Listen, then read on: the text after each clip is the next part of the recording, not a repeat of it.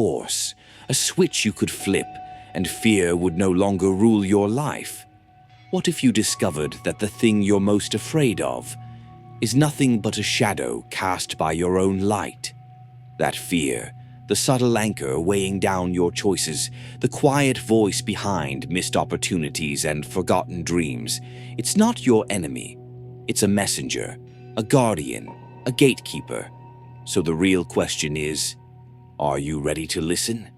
Today, we're not here to ignore fear or smother it with hollow affirmations. We're here to look at it directly, understand its roots, its language, its purpose, and more importantly, to reclaim the power it's been hiding from you. Across time, ancient mystics and masters whispered a truth: that fear guards the treasure, and that treasure is you, your soul, your truth, your untapped potential. To unlock it, we must walk through the fire, but not with resistance, with awareness. In this journey, you'll uncover the energetic and spiritual origin of fear, why it persists in our modern lives, and how it has been cleverly used to limit human potential. You'll also receive sacred tools, ancient and practical, to unbind fear from your energy field and reawaken the clarity, calm, and strength within you. Because true courage isn't about being without fear. It's learning to walk with it, transmute it, and rise above it. Fear doesn't vanish when we ignore it. It softens when we understand it. And right now, you stand at a threshold, not just of knowledge, but of transformation. Are you ready to awaken the power within you? Let's begin. Fear isn't new. It wasn't born with your story. It's an echo, a companion that's walked with humanity since the dawn of time. In the earliest days, fear had a purpose. It protected us, warned us of wild beasts, fire, hunger, death. It was sacred, a divine signal. But the world changed, and fear, unable to find wild predators, turned inward. Now it lives in the imagination. It speaks as doubt, hesitation, rejection, shame. It no longer saves us, it limits us. Mystics from every tradition, from the Vedas to Hermetic texts to Gnostic gospels, all knew that fear wasn't just emotional, it was energetic, spiritual, a veil, a block between the self and the truth of the soul. The Vedas named it Maya, illusion. Gnostics saw it as distortion, a cloak over divine vision. Shamans faced fear through ceremony and spirit work, viewing it as something alive, something that could teach if approached with reverence. And philosophers like Epictetus and Plotinus agreed.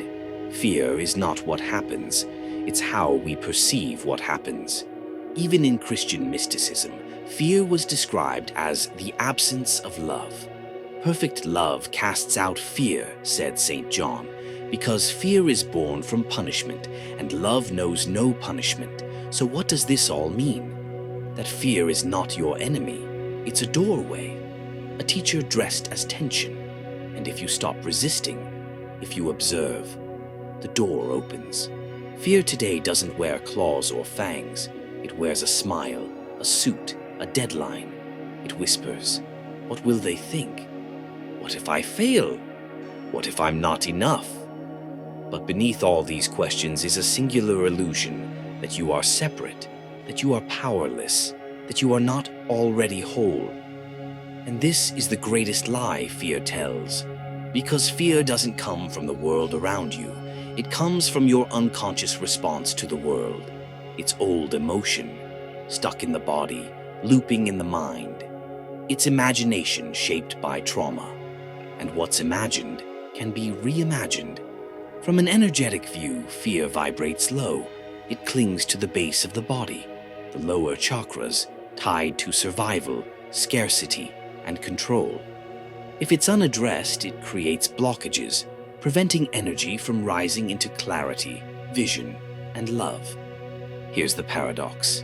Even after success, love, health, fear can linger. Because it doesn't respond to your circumstances, it responds to your inner wiring. which is why spiritual work isn't about escaping fear, it's about transforming it.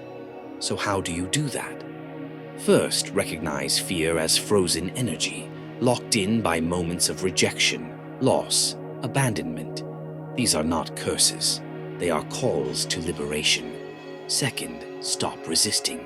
What you fight persists. What you witness without judgment transforms. Third, decode the message. Behind every fear is a desire. If you fear being seen, it's because you long to be recognized. If you fear rejection, it's because you deeply crave connection. Every fear is a mirror. Every fear points to your readiness. Your soul is not punishing you.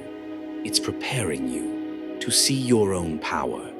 The ancients called it the fire of initiation. Alchemists knew fear is the base metal that must be purified to create gold, awakened consciousness. So when fear arises in your chest, your gut, your throat, don't numb it, feel it. Stay in the fire and whisper, "I'm here, I feel you, I don't resist." And in that stillness, fear begins to melt, and then reinterpret. Ask not, "How do I stop fearing failure?" Ask, "Why do I need success to feel worthy?" And you'll find a false belief ready to fall away. You are not the fear. You are the sky that holds it, the awareness behind it, the calm center that watches without being moved. Here are 7 sacred practices to start your transformation. Name your fear. Truth is power. Write it, speak it, make it known. Turn it into a mantra. I am not invisible. I am seen. I am heard. I am light. Breathe with presence. Slow, conscious breaths into the fear. Inhale. I am safe. Exhale. I let go. A CT anyway. Fear dissolves through motion. Do the thing, even shaking. Cleanse your field. Mindful showers, incense, fire meditations. Let the energy move. Protect your space. Curate your environment, your thoughts, your tribe. Uplift your frequency. Thank your fear with reverence. Say, "Thank you for teaching me. I release you now." This is the path of the alchemist, not denial, not avoidance, but understanding and elevation. Fear is not here to stop you. It's here to awaken you. You weren't born to live in fear.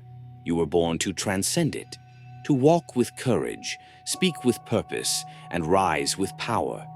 You are not here by accident. You are guided. You are aligned, and you are ready. If this message stirred something within you, like, comment, and share it with someone who's ready to remember their light. Let us know in the comments. What fear are you releasing today? Because once you name it, you begin to free it.